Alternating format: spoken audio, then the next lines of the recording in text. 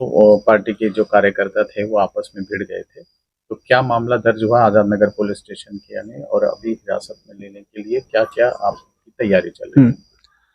कल 4/10/2025 को शाम को 6 बजे आज़ाद नगर पुलिस स्टेशन की हद्दी में अमन चौक के ऊपर मालेगांव शहर के दो पक्ष समाजवादी पार्टी व कांग्रेस पार्टी इनके लोगों के बीच में पुराने इनके कारण वाद विवाद थे। उसकी वजह से इनके बीच में मारहान की घटना घटी।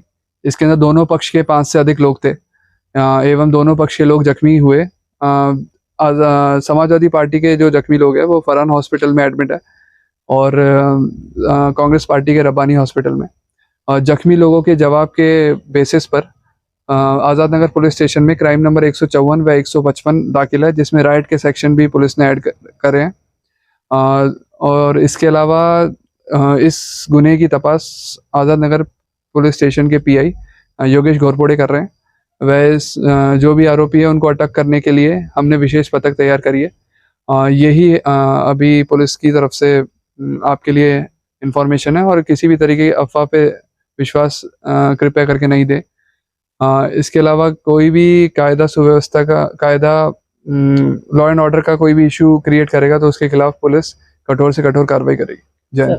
कांग्रेस पार्टी के क्या कलम लगी है जो उनके वर्कर है, और समाजवादी पार्टी के वर्करों पे क्या कलम लगी? दोनों के बीच में मारहानी की दोनों के बीच में आपस में लड़ाई हुई है, तो उसके अंदर दोनों पक्ष ने एक दूसरे के ऊपर मारामारी करी, तो उसके संबंधित ही कलम लगे। इसके लिए हम आपको एग्जैक्ट एक प्रेस नोट रिलीज कर देंगे with sections and with all the related information. कल आजाद नगर पुलिस स्टेशन के हद्दी में क्या घटना हुई थी? दो सियासी पार्टियों के कार्यकर्ता आपस में भिड़ गए थे, क्या मामला था और क्या दाखिल हुआ?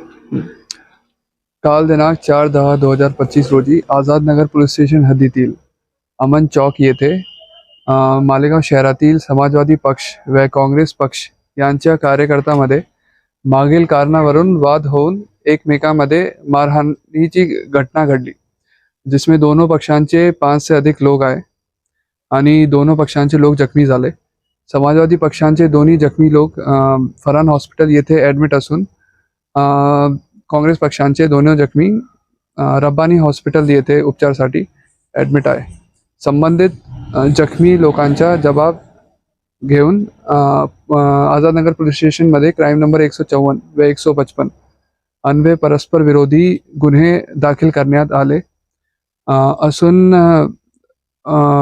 गुन्ह्याची तपास पोलीस निरीक्षक घोरपडे करत आहे आणि गुन्ह्यातील आरोपितांना अटक करण्यासाठी आम्ही विशेष पथक तयार केलेले आहे आणि कोणी मिसइन्फॉर्मेशन आणि अफवावर विश्वास ठेवू नये।